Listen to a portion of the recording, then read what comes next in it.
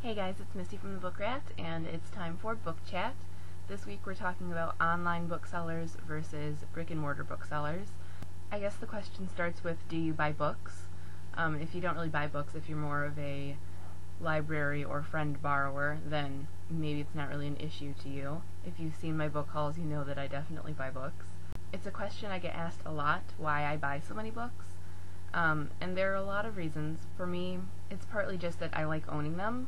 You know, if I like a book, I like having it to push on my other friends, or if I'm feeling the urge to reread it, I like to be able to just pick it up.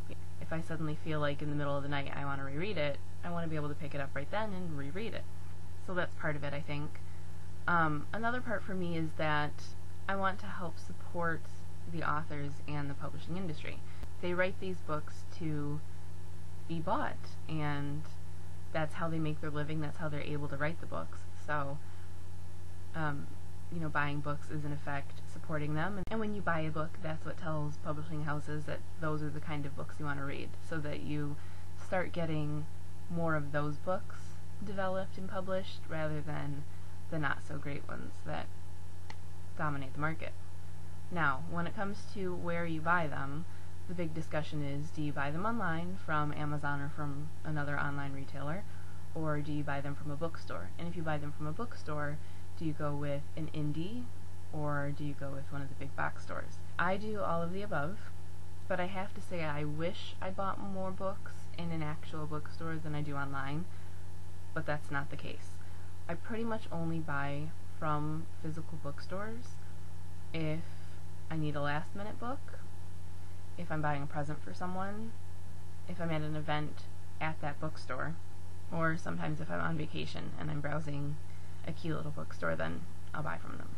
Beyond that, I pretty much consistently buy online, and as a book lover and as someone who wants to support the industry, I am a little bit embarrassed to admit that, but the fact of the matter is, you have to be a little bit frugal. I mean, if a book costs anywhere from $18 to almost $30, and it's going to be read in a matter of, a couple of days, that's a lot of money to commit, especially if there are a lot of books that you want to buy.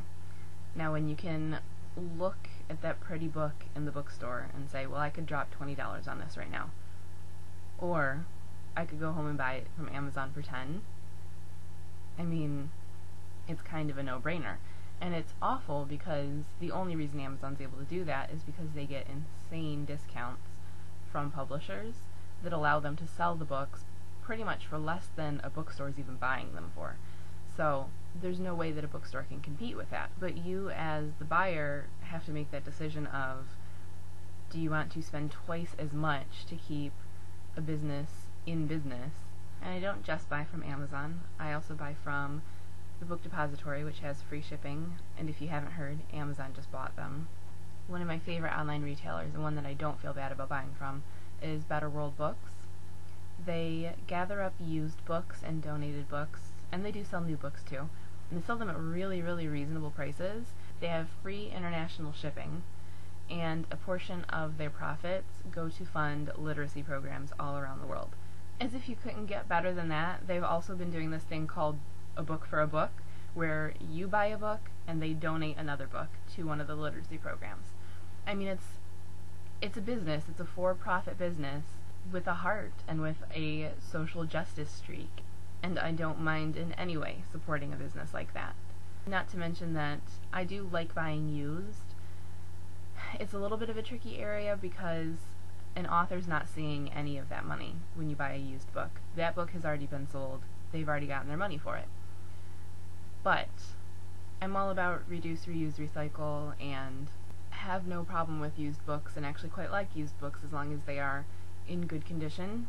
And of course, the bargain hunter in me loves to dig through the bargain bin and find an excellent book that's been on my wish list for $3 or $4. But still, even every time I find a great deal, or I'm really happy about getting 2 new hardcover books for what I would have paid for one of them, there's still always a part of me when I hit submit order that feels like I'm helping put a small business out of business. And so my question kind of is, should that guilt lie solely with the consumer? should you feel personally responsible to give more of your money to keep a local business in business? Or do you think there's some other way that this can all be worked out?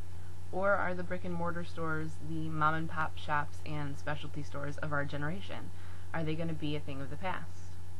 I'm curious to see what you guys have to say about this, so make sure that you let me know in the comments, or if you do your own vlog or blog, make sure you link it up. Next Wednesday I'm not going to have a book chat for you. Instead, in honor of my friend Ashley's Just Contemporary Month, we're going to be having a book pushing session on my favorite contemporary reads, and I hope that you guys will get involved and share some of your favorite contemporary reads too. See you then.